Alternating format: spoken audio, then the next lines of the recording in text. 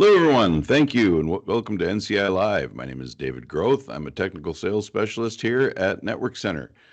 Joining me today is Ben Carlsrud, president of Network Center, and we are going to be talking about calling and collaboration on-prem versus cloud. Ben, welcome, and thanks for joining us. Thanks for having me. Glad to be here. Awesome.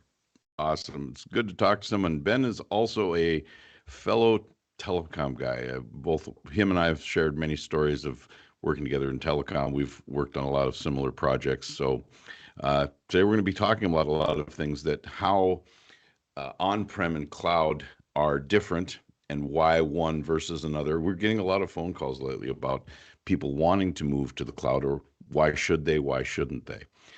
Before we really get into it, though, I want to just reach out and talk to some housekeeping things. Those of you that are joining us and viewing us on YouTube or LinkedIn, feel free to chat us your questions, and we'll answer them live if we can. And also, we'll be doing this every 2 weeks, so we'll have a new topic every 2 weeks, and feel free to join us then. With that, Ben, again, welcome. What do you think about? What are your thoughts about on-prem versus your initial reactions, on-prem versus cloud? Give us your initial thoughts. Yeah, it's the natural progression of technology, right? I mean, once upon a time, everything was physical from servers, compute, and all that kind of stuff. Transition to cloud is pretty natural. Voice has been one of those things over the last, 25 years that I've been at Network Center. Once upon a time, it was old analog systems, and in order to get one branch connected to another branch, you'd throw in some gear, plug the old antiquated systems into those, and then you'd push it across IP. So it's been moving that way for a while, right? And as we look at just the natural progression, like we want less in our environment physically. How do we move quicker? How do we adapt quicker? How do we serve our employees better? How do we serve our customers better? And these are all benefits that move us towards a cloud solution, just like our software providers, like whether it's Office or your ERP or whatever, a lot of those things have gone cloud-based. This is just one more thing from that aspect. Mm-hmm. So why do you think it's becoming more and more? Why do you think it's ramping up faster? Because in the last 2 years, from my perspective, I've seen a lot more people um, moving their equipment. They're wanting to make this change. Why do you think that is? So, as we look over time, right, there was the transition from analog, the phones with a whole bunch of buttons on them, and they were kind of wired up, but they weren't really on the network. So, 15 years ago, even upwards of 20 years ago, but really in the last 10, 15 years, you really saw a transition from kind of that traditional connectivity to IP connectivity, because it just made things more portable. Like if I'm in an Office 1 and I move to Office 2, I literally pick up my IP phone and I move from Office A to Office B, and it just works. Or if I move across the country to another facility and I can plug my phone in, I still have my number, still has all the personality. Those systems are really starting to come end of life. So now when we're starting to take a look at, you know, do I upgrade the system? Do I keep it in-house? Or do I start looking at something different? That's really, I believe, where a lot of that drive is coming. If I just invested in something 2 years ago, I might not be looking to get rid of that investment I made, recently. But over the last several years, for sure, right? Because the old analog systems, like they were just boards that were up on a wall and they would Right. run forever, right? Your The new Nortels, stuff, your Avias, yeah. yeah, the new stuff runs on servers, and guess what? There's an end of life to server infrastructure, right?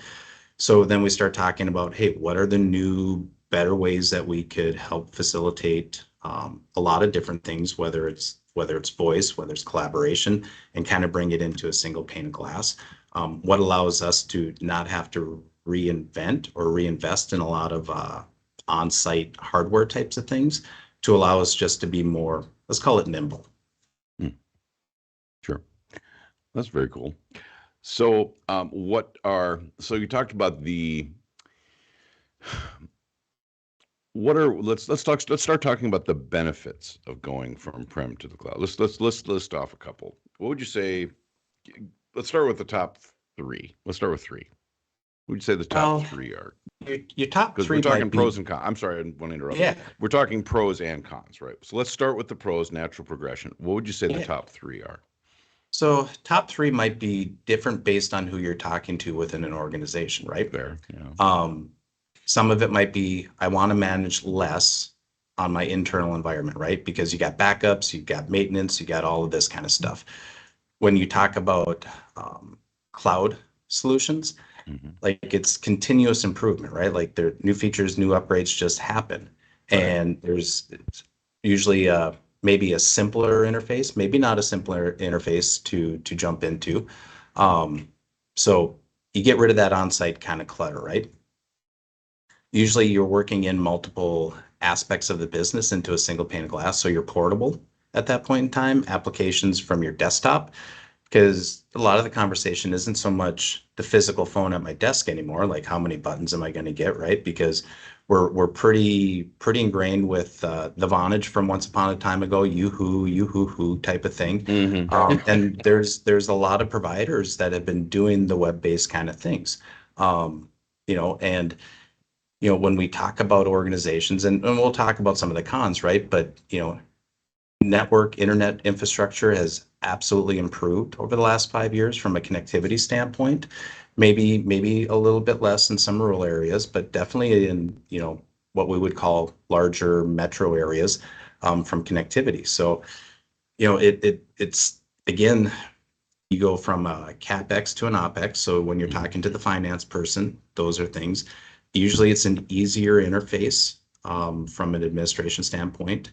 Allows you to move quicker. So if you have a mobile workforce, it doesn't matter where you're at. You don't have to figure out how do I get connectivity back to the home office to connect to it. You can bounce around pretty quickly. Not to say you can't build that into the more traditional on-prem systems, but there's a degree of engineering that goes into that to make that magic happen. Simplicity, quick to spin up, quick to spin down. If you're in a kind of a business that's seasonal and you need to ramp up, and you can add a bunch of users, and then you need to ramp down. You can not have a bunch of users, and Right. you're not locked in to say, like, I got to buy this license for 3 years or buy this phone for 3 years. You're much more nimble from that standpoint. Absolutely. Absolutely. One of the things that my personal favorite, and you picked on one of the points there, and that's the hybrid workforce. Uh, Yeah. since the pandemic, it's almost a trope that we just keep hammering over and over and over again, and that is that with the hybrid workforce, you have people, all over. And time was you had one main office, and you had a few people out there working remotely, people working from home, and they were special cases. Now the workforce is truly, in most cases, considered to be a hybrid workforce, and you manage it as one and you enable it as one. And that being the case, uh, you have to design your systems around the idea of a mobile workforce. Would you agree? Absolutely. And then to that end, you've got with the calling idea, in more traditional premise type systems, you've got the server infrastructure and all of that you have, either whether it be at your physical office or in a data center, you have to support, maintain, and design that infrastructure. Versus in a cloud, that is all being done for you, right, and maintained. And so, if I'm Amen. hearing what you're saying correctly, is that correct? Yes, spot on. Looks like we did just receive a question from LinkedIn. How can the cloud secure my data from different attacks? I'm gonna maybe translate this a little bit. Um, in now we've both been in telephony engineering in different areas and different. I've done the twist and the why we'd make the joke of twisting wires together to instead of packets. We're talking old electrical signals and stripping wires with my teeth to get the ring voltage. And those of you who know what I'm talking about, that's painful. Um, but when we're talking about voice attacks, voice security is a big thing because you can get attacked and people can start making phone calls on your dime, so to speak. So, how Or fraud. could the cloud differ for security versus, say, a prem system? Yeah. So when you look back at, call it an on-prem system, right? Right. You Yep. you have these things that interface, And then it's kind of up to whoever's implementing it to make sure from a toll fraud, toll bypass that somebody doesn't, exploit a system and then they're able to call, let's just say overseas, pick your country Right. of choice, right? Mhm. Because that's the big aspect of it.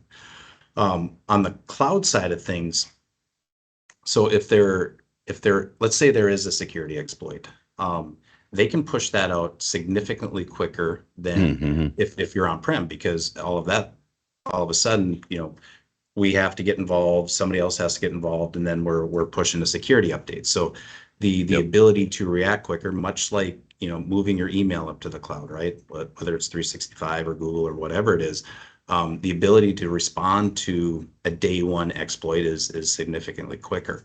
Um, from the toll fraud, toll bypass portion of it, these obviously have been things that have been talked about since dial tone was available, right? Yep. Whether it was, somebody playing a harmonica or doing, tones to exploit AT&T Okay. once upon a time ago, Yep. to, actual IP attacks, right? So the organizations, whether it's Microsoft, Cisco, Avaya, Ring Central, that is a major component of their business to make sure that what they're doing is secure. How do they monitor it? How do they lock it down to make sure what you're doing, right? And then from a connectivity standpoint, how are we pushing this voice through? It's all encrypted end to end. So Mhm. um, making sure that it's you can't do a man in the middle and then pull out audio or video or whatever it is type of thing. So, I mean, there's always security risks inherent, Mhm. but whether it's on-prem or cloud, it's going to be very, very similar, because if you're on-prem, you're still probably using some sort of IP services to allow your remote users to use a remote type of software or phone or something along those lines. So, Mhm. um, I don't, does that kind of get you where we think we need to go, David? I think so, and I think what I'm hearing too is like in like I think of when you were talking about the toll fraud and some of those types of the attacks that I've been part of remediating have been things like SIP attacks, right? Yep. Where somebody left a SIP port open and then they've also left their dial plan exposed where to the point where somebody could literally send malformed they left themselves wide open to the ability Yep. for somebody to make free phone calls on their dime, right? And now with not only prem systems that have been hardened, right? But now you've got, I think you hit on the point where it comes down to cloud versus prem really are similar, but I think cloud edges out slightly because you've got a group, a larger group, much larger, in fact, group of people that are not only concerned with those security best practices, but are able to turn that battleship on a dime. They're able to move it much quicker to respond to those challenges and to those Yes. security events. Am I Because, painting a fair picture? yeah, because if you use an example of 100 customers using a cloud service Hmm. and something needs to be resolved, that's one point, right? Like the software is fixed. If Yep. you have 100 using on-prem, that's 100 points of upgrades, installs, and that kind of stuff. And outside of voice cloud kind of things, when we look at whether it's Exchange or VMware or anything that's really on-prem, when there's this security exploit, I mean, we have to ramp up half a dozen to a dozen people just to kind of get through that. Hmm. Whereas this, it's really, it's, hey, they discovered something and they fixed it and it's immediate. Yep. Okay. Well, that was a great question. I like the question. Yes. So I want to take one quick second here, and I just want to remind everybody, please, thanks for the question, but also please, anybody else that's out there that has a question, please feel free to jump in, throw your questions in here. We're always happy to answer the questions. Um, so to continue to move on in our topics here, when does it make sense to move to the cloud? What are like some of the drivers? And we talked about, CapEx, OpEx, some of the reasons that are pros, right? But when does it make sense to move to the cloud? What are the driving like one thing's just like, no, we now we have to. Like what are the more one thing has tipped the scales, as it were. Uh, Again, I'll circle back a little bit. It's speed of deployment, it's ease of administration, it's how do we, move quicker, serve Mhm. quicker. And Mhm. I know those are very loose terms, right? But Mm-hmm. again, it's where like people are saying, hey, I don't want this stuff on-prem anymore. I don't want to have to deal with cooling and electrical and all of this kind of stuff that goes into, you know, data Mm-hmm. center is too broad of a term, but having a closet, in your building, um, if natural disaster happens or something like that, and the building goes poof, and your phone system's in there, you're not really calling at that point in time. Yep. This is, let's call it natural disaster proof. Yep. Hybrid, absolutely, right? It's easy to spin up, it's easy to move. There is the whole transition thing, but that shouldn't be a detractor into moving to the cloud from the voice standpoint. Mm-hmm. Um, you know, I don't know. What would you like to add to that I missed? The only really things I would add to great are things like you've got a trying to like say there's some software like an integration requirement, Yep. something that is really there's usually drivers, something that's behind that. There's always pros and like what you had just mentioned, pros and cons that are like, okay, well now the pros vastly outweigh the cons, and now we have budgetary other constraints that are requiring us, right? But then there's also requirements from a business perspective that say, look, we have our voice needs to continue working, but now our voice and our data pieces that we need to do our jobs on a daily basis are being required to use this. Say company X, CRM, ERP, whatever it is, they require that in order to continue this integration, Yeah. we need to have this, and we need to have this cloud piece, and that's the only way it'll work. Just as an example, Yeah. that's my thought anyway. Yeah. Okay, so on the converse, let's talk the cons now. When should you not move to the cloud? What are some of the uh let's say the cons, but when is a good reason to not move to the cloud, or possible reasons not to move to the cloud maybe? It kind of, some of it depends on where you're at. Some of it Mm-hmm. depends on what your Yep. business requirements are. So, there's 911 centers, there's medical, there's things, right? So, where we're out of, right? Like a lot of our customers are in a more rural aspect, right? So when you start getting off the beaten path a little bit, so if you say, hey, I need 5 nines of uptime, it's really going to come down to, can we get 5 nines out of your internet provider? And can we Mm-hmm. bring in multiple internet providers? And then how do we build redundancy, at that head end with redundant firewalls and routing and all of those kind of things. So Yep. you have to take a look at, if my phone stopped ringing, basically, let's just say the internet goes down. And, we can say that, hey, we can get the application on your phone, so cell service and that kind of stuff. But then if you're in a large warehouse and cell service is a little bit sketchy, your mobile device may not be a thing. If you don't technically own your employees' devices or provide some sort of cell phone reimbursement, like can you put that mobile app on the phone for that single ring connectivity? Or regulatory or federal requirements like, hey, Mm-hmm. you need to have this type of connection in order to fit the bill, so to speak. Right. Right. Those would be the biggest drivers. So, if we were Okay. working with an organization that said, hey, we need 5 nines, right? Yep. A little bit outside of that is, some of the cloud providers, like if it's on-prem and you give us a call, there's a lot of things we can do from a support standpoint. With other, cloud providers, a lot of what we can do is we can log a ticket and then we have to wait for them to work through the ticket. We don't get a lot of insight into how quickly they're moving, are they moving, those kind of things. So there is some aspects to that as well. Mm-hmm. As things mature and move forward, that becomes less of a concern. But those would be some of the bigger ones, I guess, that come to mind. Yep. Oh, I agree. I mean, and to be fair, there's a lot of these things that that can be mitigated, but the shift to a cloud provider is not one that should be just like, yep, absolutely, it can be done. And we do it and on the fair side, we do it for a lot of people because it is the best choice in many, if not most cases. But they have to realize that all people need to realize that there are limitations. There are things that need to be discussed, and possible things that you should be aware of down the road, right? Yeah, absolutely. And you can have similar problems with on-prem, right? Like when Oh yeah. somebody's Yep. Frenching in and the backhoe hits, your PRI or whatever you have coming into the facility, phones go down, right? Yep. So that there's still that aspect as well, even with on-prem. But Hmm.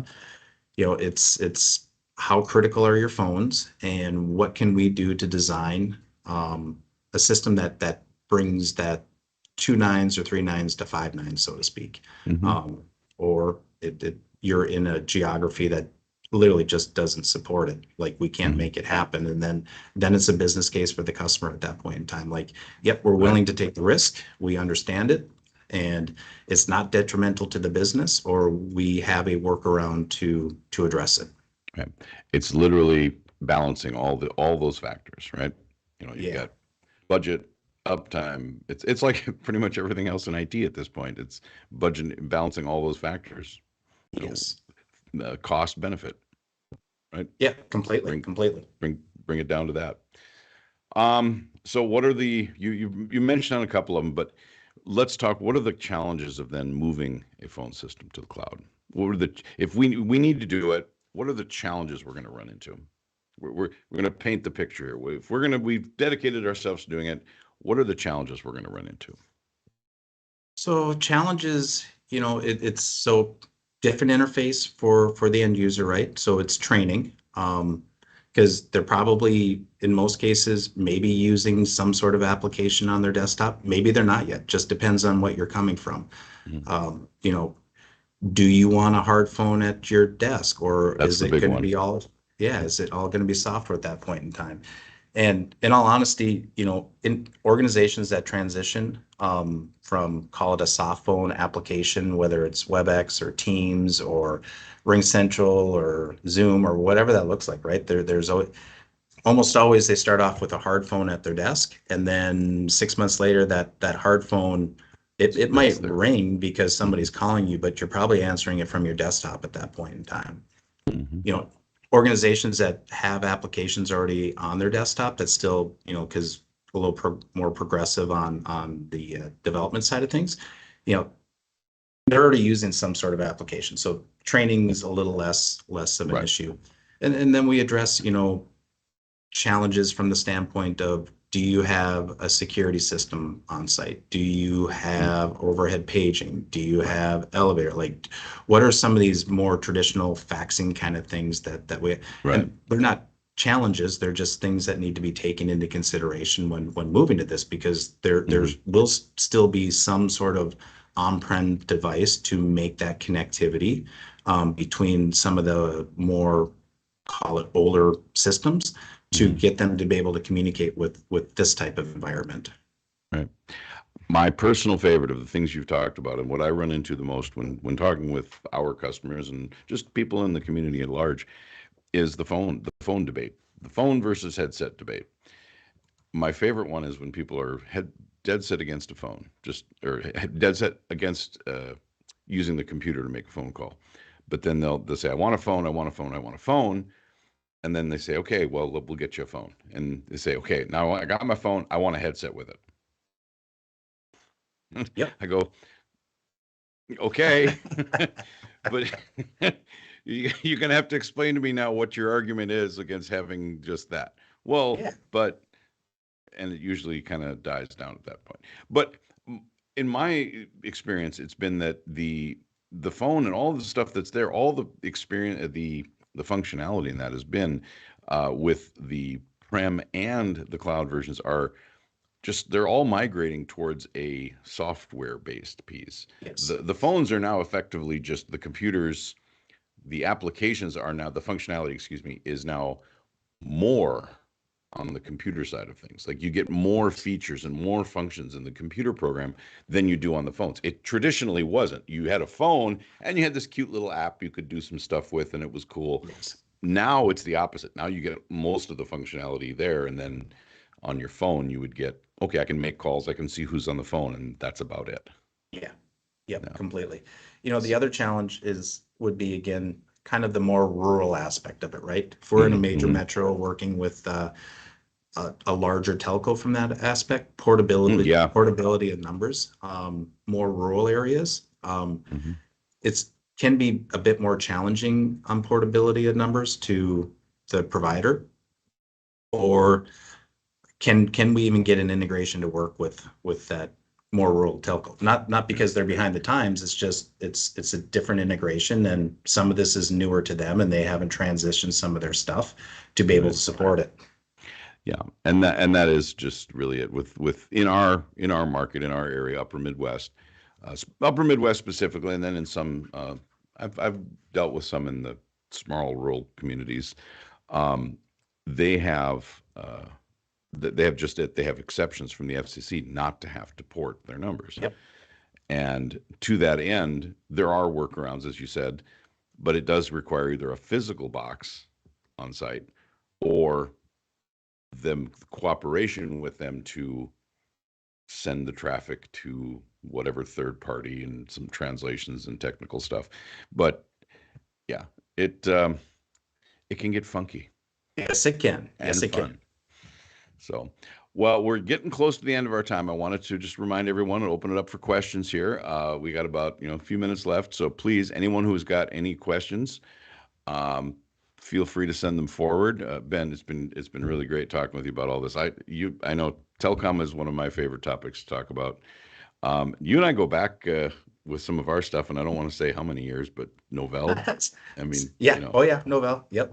Novell It's seen some interesting stuff over the years. for sure. I like to, while we're waiting for some questions from our audience, I like to ask a fun question. What is your favorite geek movie? And I say geek, but I mean in general, technology, say hacker movie, say, something in those veins. The one that you Yeah. ruin for all your friends that are not technology people.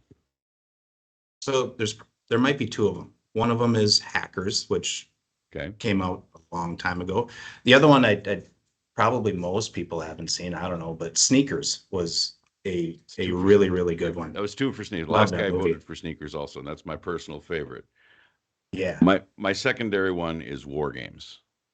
that's dynamite as well. Yep. That's how old I am, but it's, you know, but Sneakers, just because it covers the facets of not only the geeky typing on the king, but literally socially hacking and some of that stuff. Yes, So completely. I found that kind of interesting. So And if people want to see how to hack a phone system, watch Sneakers and watch Whistler do it. yep, exactly. And security systems where he's Yeah. listening for the tones and the different tones. Yep. Yep. I love watching him with a butt set. Just sitting. Those of you who don't know what a butt set is, it's what linemen carry on their belts, and they always called it a butt set because it hung on their butt. So, and pick it up, two clips, and you can listen to any conversation or make a phone call or whatever. So, lots of lots of stuff like that. I love that you made the reference to the little the Captain Crunch whistle. Yeah. Yeah, Yep. a lot of people don't know about that either. So that's a whole nother thing. Any rate, it's been great having you, Ben. Thanks again for Thank you attending. so much. Look forward to having you again on for another topic. This will be fun. Yeah. So, Yeah. Just not Novell. I don't want to talk about that anymore. oh come on, and computer history lesson, right? Right. Exactly. So, They're still out there. yeah, absolutely. I find them in a closet sometimes. Yep. Well, we've reached the end of a time together today, folks. It's been very fun. For those of you that are joining us remotely, if you have any other questions that you've thought about during this broadcast, feel free to visit our website at www.netcenter.net. You can email us at info@netcenter.net or look for us on any of our social media channels, including YouTube or LinkedIn. And as I mentioned before, we do this broadcast every 2 weeks at 11 a.m. Central Time. Please feel free to join us where you can chat us your questions live. Again, Ben, it's been great. Thanks for joining us. Awesome. Thank you. Thanks for everybody for tuning in and checking us out. You bet. And for all of you joining us live, please come back and see us again. We'll see you soon.